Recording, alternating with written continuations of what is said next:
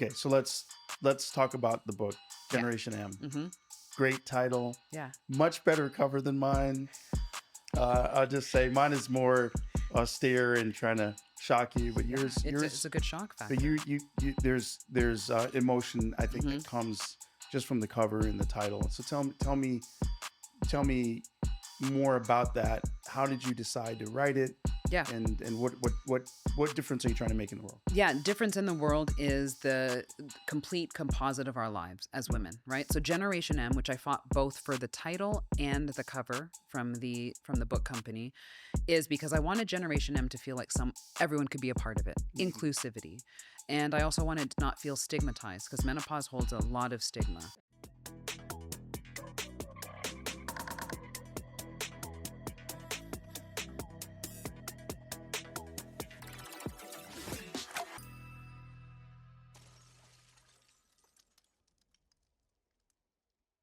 All right, welcome to Less Than 1%. I know, I apologize. I'm wearing a jacket. Don't judge me. I'm at an amazing event. I'm here at Brilliance 2025. It's a conference that's really empowering women, and I'm cheating because I shouldn't be doing a podcast because I'm not doing it in my studio, and we have a different setup. But I have the amazing Jessica Shepard. Good. I mean, I'm just like beside myself that you're here I'm bec- here, because present. you are all over the place. Now, Yeah. so explain to me, when did you start at Hims and Hers? Because is that a Yeah. recent It is thing? very recent. I'm Okay. just passing a year at Wow. hers. Wow. And, it really came at a time where things were already like chaotic and hectic. I was in the middle of my book launch last year in October. And, I have my own practice. It's Yeah. it's a smaller practice because I have been doing so much as far as consulting. And previous to hers, I was a chief medical officer at Very Well. So I've always had like, You, a million things going on. And so when the book came out, that tour took a lot out of me. yeah. And I had to obviously not see patients during that time. I think we did 16 cities during that tour, all the while onboarding to hers. So here Wow. we are a year later, and I'm proud of the work that we've done as a team. But like you saying, like looking back, you're like, what is going on? Yeah. People often ask me that. I'm like, I'm not sure, but I'm just here.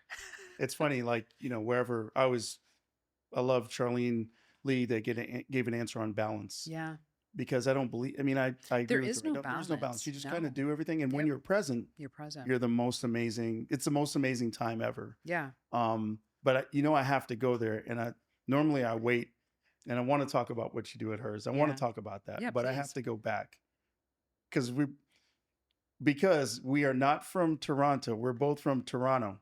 We're from Toronto. That's how you know if someone's from Toronto. Now, and actually, people from Toronto don't say Toronto when you ask them where they're from. Right.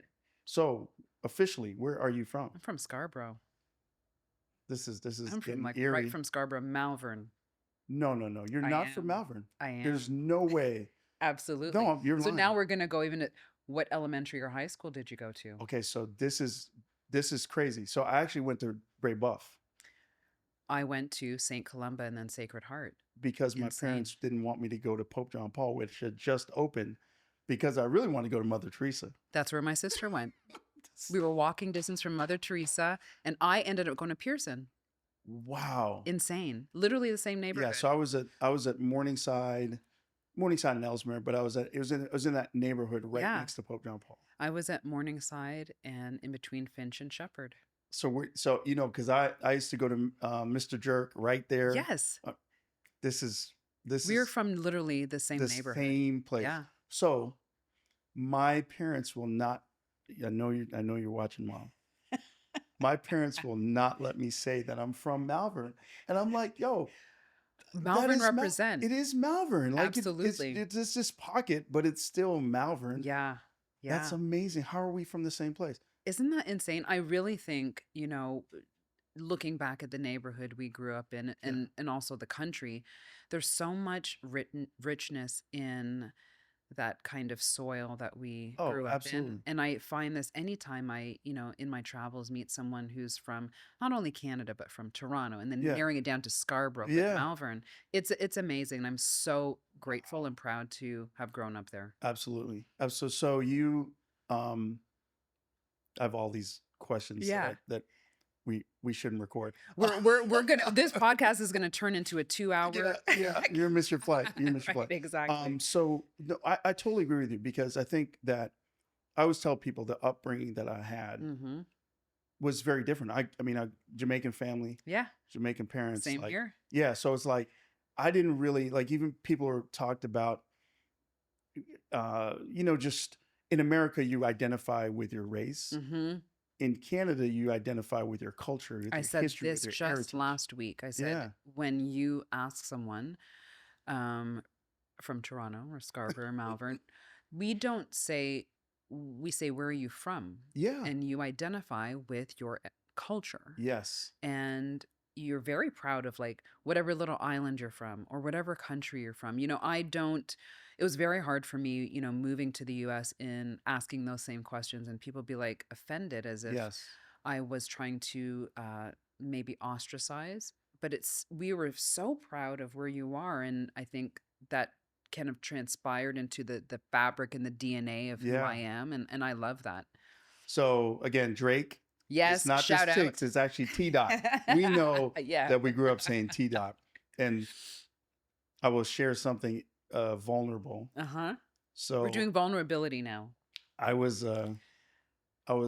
rapping. Really? I was rapping. So I got we had a contract with Arista. I was talking with my guy last night who was my manager. Are you Yeah. kidding me? Yeah. I was running around all over Toronto rapping. And yeah, that's so then So we're going to have, at the end of this particular session, we're going to have you do you know what's funny? yeah. No, so I kind of stopped. But today I found just a random song in the airport.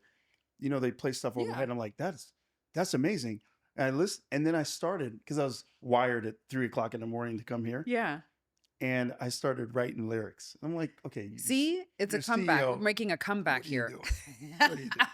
Okay, so I want to jump to, so Jamaican heritage too? Jamaican heritage, both parents. Both parents? Yes. Yeah. I mean, so everybody safe?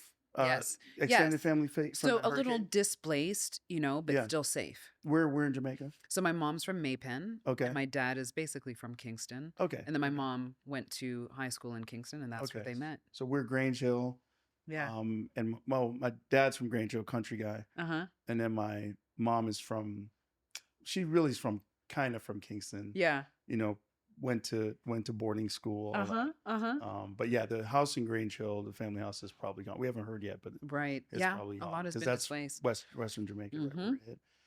So that's amazing. And do you think that Jamaican heritage, filtered through Canada Mm-hmm. and then filtered again through America? Yeah. It seems to be different. Do you feel different? I mean, is there something I at would your core? definitely say that you don't sometimes realize the things that have kind of shaped you until you're put in positions Yeah. that maybe either make it very magnified or Yeah. try to lessen it. And I feel, for how I grew up and where I grew up, moving when I was 14, I had just finished grade 9. So I'd already started the high school kind Yeah. of transition. Yeah. Moving to the US was very difficult, especially not only did we move to the US, we moved to Oklahoma. Oh man. So imagine already now moving countries, No but jerk also chicken. to nothing. Yeah. And so the identity factor of who I was and where I belonged, especially during the teenage years, was very hard. Wow. And I'm glad that I had the strength, I guess you can say, or the vitality of, when you're representing Jamaica Yeah. in your basement party or at your high school, that really shone through, because I was like, I am Jamaican. Yeah. And Yeah. you have pride with it. And Yes. so, it's almost like you're like in the midst of like what is going on. You're like, I'm in a business. Yeah. So all those things come to play when you're Oh, like, this I is- know who I am. I'm in a business. everything happens for a reason. Yeah. This is one of the best days of my life right here. It's so funny. I did little older, 18, almost 19, went to upstate New York to play Yeah. basketball. Uh-huh. And yeah, culture shock, a lot of culture shock because um I didn't understand things. I tell this to a bunch of different people. I was on campus, Mm-hmm. and upstate New York is not very diverse. Not at all. And so three black students start running towards me, and I'm like, okay, you know, I'm from Malvern, Right. I'm Right. ready. I'm ready. Exactly. Yeah. And they run up to me, and then I see them closer, and they're all laughing and smiling, and they're cheering, and they're like, hey, you need to join the Black Student Union. And I was like, why? You know what I mean? Because, Yeah. I mean, we dealt with racism and Mm-hmm. stereotypes, but I think having that, to your point, having that Jamaicanness, or frankly that Italian, or Mm-hmm. Yeah.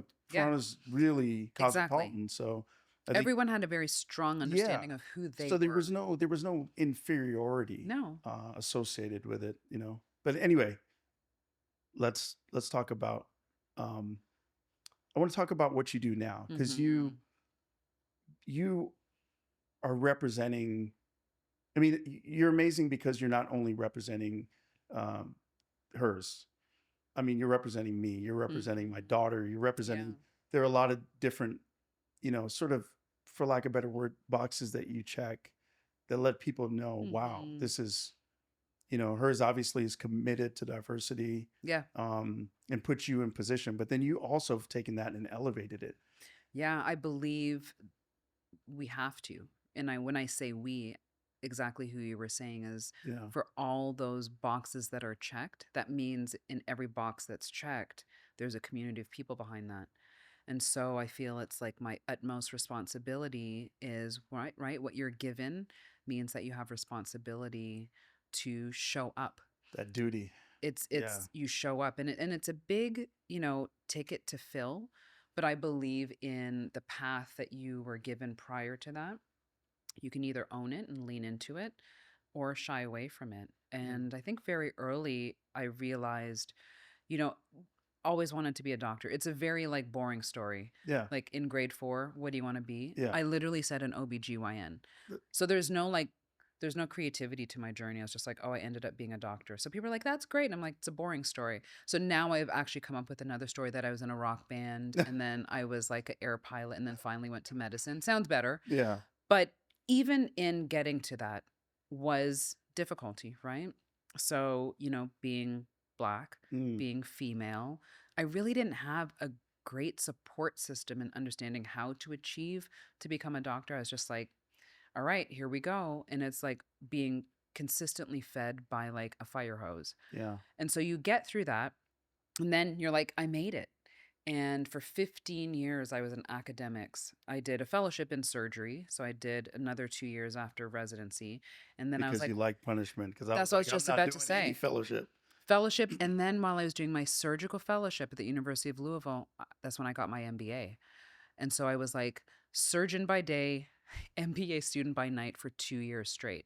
Wow. But I knew I was like, I'm presented with this opportunity and I can do my MBA. So do it. Going into academics for 15 years and then being presented with the opportunity to now go corporate and consult. It really was something that in my head, I knew I wanted to do, Yeah. but putting it into the universe and then actually getting the opportunity has like, I sometimes I do look back and I'm like, wow, how did I get here, Right. and what It's, happened? it's almost like it's so amazing. You're like, no, it's not real. Yeah, sometimes I do feel it's not real. You so you talked a little bit about on stage. You Yeah. mentioned, have you? So you seem outwardly like you're on top of the world. Like you. I mean, I got 2 hours sleep last night, Uh-huh. right? And you don't know. I mean, I don't know how many hours. Like everywhere I see you, you are absolutely on point. Yeah. Are there times where inside Mm-hmm. you're not on point and you're like, Which, I'm struggling. yes, I think that for a lot of what people see, right? I always say that how people see me as the highlight reel, and it has a very big part of my Yeah. everyday life. But there are moments, and even, like in my professional and personal life, over the last few years, I've had to sit and deal with some hard shit. Yeah, yeah, yeah, And yeah, in that, I would say again, is another part of the process. yeah. And that's why I was saying today that our journeys are not linear. And I think in the last few years has proven to me that it's not linear and there are going to be some hard moments. Yeah. And that's why I've had to really do an internal look at what does this all mean and how are you subscribing to what's happening Right. and not numbing to it and kind of just like, I'm just going to kind of distract myself and move on and keep doing this is actually going back to those things Yeah. that present and being like, I have to deal with these. And that takes, again, self awareness, Yeah. one of my biggest words for 2025. And also, how do I navigate the things that in my past have happened to me that are now revealing itself that are not working for me? How do I do that? Yeah. That's not easy work, but it's so worth it. And that's what I think has kind of created a different chapter of how I deal You, with the hard moments. well, you're doing amazing. I mean, Thank you. you're doing amazing things. By the way, I did have a tryout for the Canadian national team at Pearson. Stop. Yeah, yeah, because yeah, at Pearson, and I know a bunch of those guys There were there. there were a few years where Pearson basketball Yeah, team yeah, no, they're was solid. killing it. They were solid. I mean, the only thing that helped us was that some of the guys would always get in trouble. Yes. You Pearson know, was and I used to known get my for haircut right across the road at that at barbershop I know next to Max. I know exactly where you're talking about because the next shop it was two Yeah, crew something. yeah, There yeah, was a yeah. fish and chips Yes, stop right there and a patty shop. What is going on and right now? and I used to live for a while before we moved to Morningside. I used to live on Crow Trail. Crow Trail. Stop. That's right. You know. Because Crow Trail is right by St. Yeah, Columba. yeah, yeah. So I know. I know Wow. exactly where you're Wow. speaking. Okay, something I ask everybody Yes. is okay. So I have this thing where I talk about people's superpowers. I didn't mention it Mm. today because I didn't want to detract from all of you. Right? I mean, people Mm-hmm. that come to hear me. They did. But I always say that when you are doing amazing things in the world, you're using your superpower. So for a long time in this role, I kind of got the job. Maybe people thought I was right, but I didn't necessarily think I was right. Mm-hmm. And I was trying to fit a box. I was trying to fit a mold. Right. In the first 2 or 3 years, I'm like, I didn't even wear a jacket that fit right because I was like, I didn't even know who I was. Yeah. And then once I identified what I thought my superpower was, it's like the organization did better. I felt better. I was just at ease. I was Mm-hmm. just being myself. So what would you say your superpower is? And it can't be I'm on time. It can't be, something just Yeah. rudimentary. It has to be something at your core. And when you're Right. exhibiting that superpower, there's no loss of energy. I would definitely say is the superpower of connection. Mm, And connection doesn't necessarily mean someone gets along with you. It means that you get someone, right? And you're allowing for a space for people to showcase who they are and not always trying to overrun that or tell someone what they should or should not be is the connection. that's So it's that hard. space and Yeah. time where you have maybe a moment and connection can be I made a connection with you in 10 seconds versus I've known you for 2 years, 10 years. And I think that Versus we both grew up in Malvern and just didn't know each right, other. right, and we didn't know each other. But I really feel that that's as we progress in technology and innovation, sometimes we lose connection, the human side of connection. And Yeah. I think the superpower to that is allow us to show the diversity of showing up as different people, different backgrounds. And I think that goes again to where we grew up. Yeah. That's what I learned. And that's what I learned really to do well is to connect with different Yeah. people, different ethnicities, etc. Hers. Yeah. What's your you seem to have a vision for hers. When I Mhm. see you speak about it, Mm-hmm.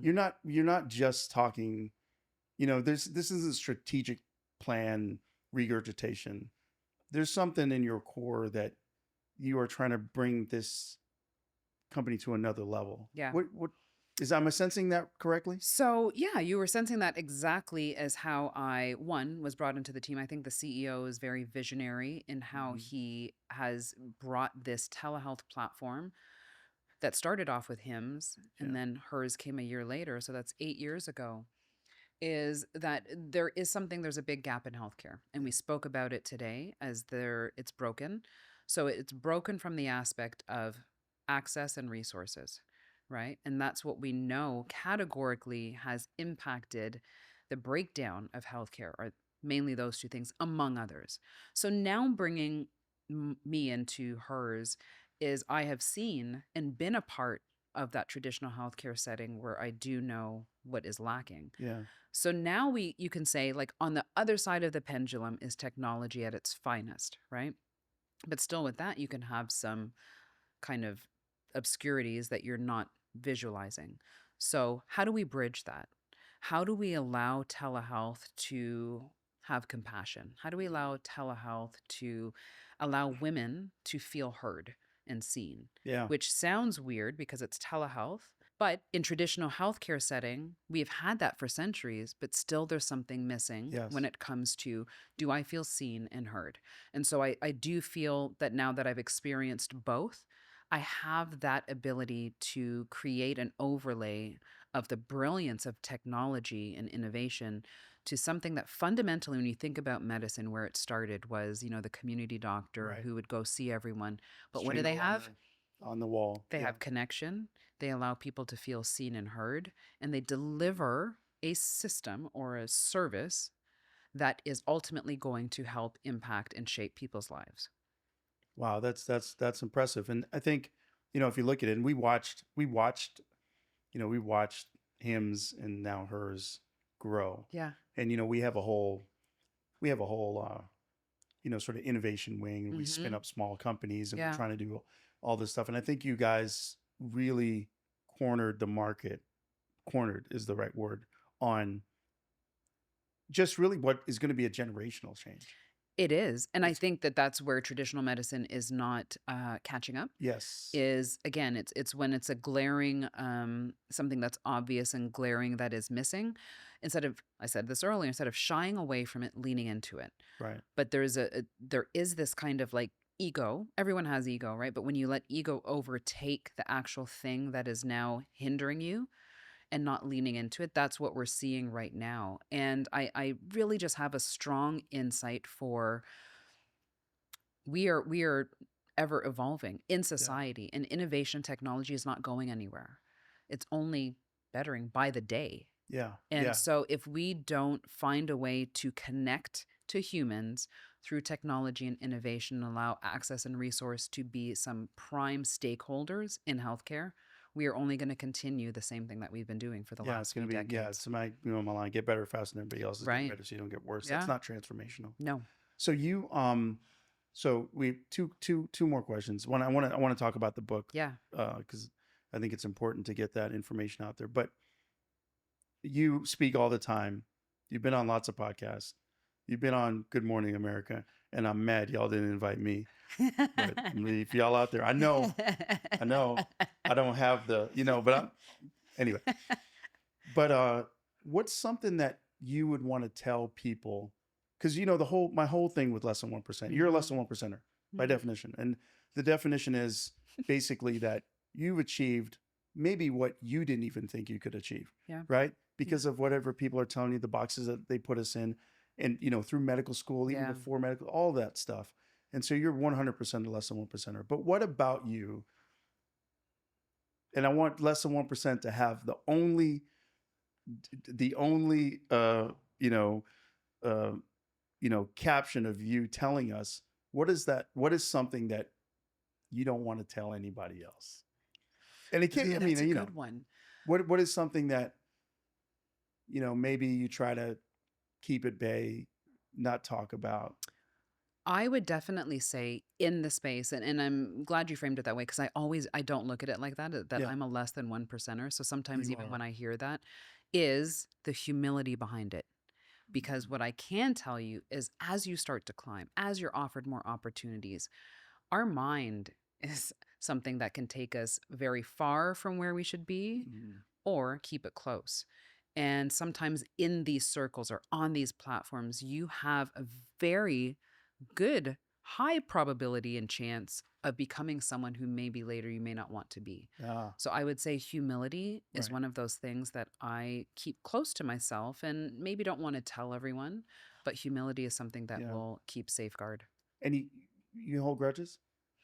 So I will tell you, so as you said that, I I literally I I had to 100% know check she my does. internal self. I am a Sagittarius and man, I could hold grudges from people in elementary school today if I could. What I have learned in the new version of myself in these last 2 years, that in my personal journey, that Yeah. grudges were not doing me any benefit to my Yeah. internal self, right? And Yeah. so letting go of that is very hard. And what comes with it, and if my sister is watching this, she's going to gasp, is empathy, but also compassion. I have a Yes. hard one with that, but compassion is something that allows me to look at grudges differently. Yeah, my problem is that it fuels me. So I remember Yeah. everybody's But wait, name. we're Jamaican. Grudge Yeah, holding is like a man. sport.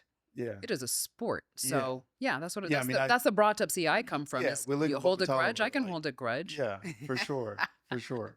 Okay, so let's talk about the book, Yeah. Generation M. Mm-hmm. Great title, Yeah. much better cover than mine.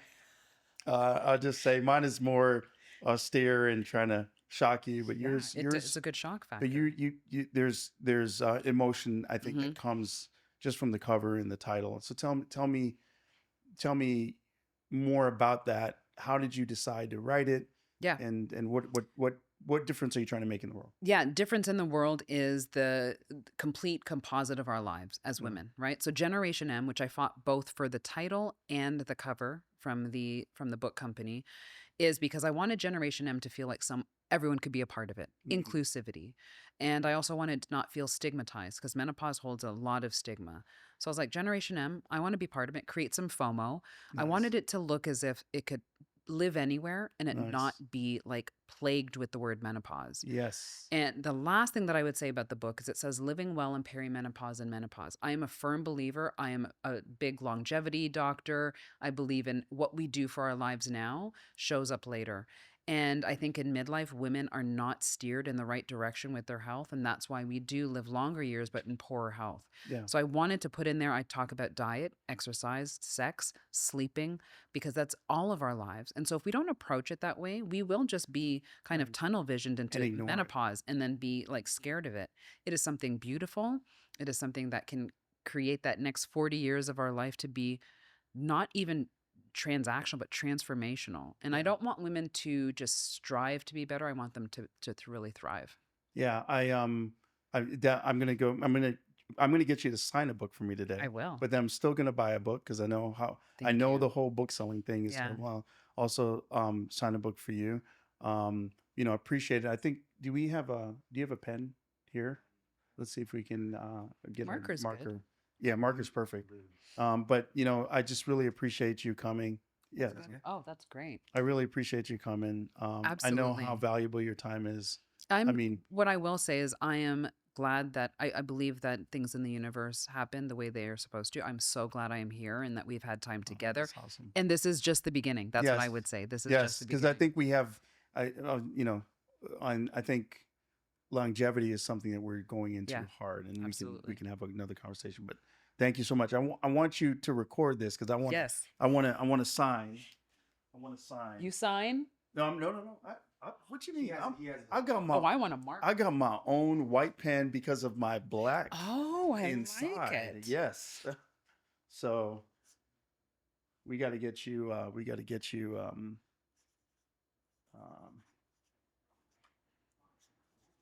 Get you on your plane. We're You do it gonna on make sure purpose? we do this on camera. Okay. You Got the you it on camera? exchange. Yeah. Perfect. There. Oh, Awesome. I love That's this. amazing. That's amazing. Thank you so much. Yeah.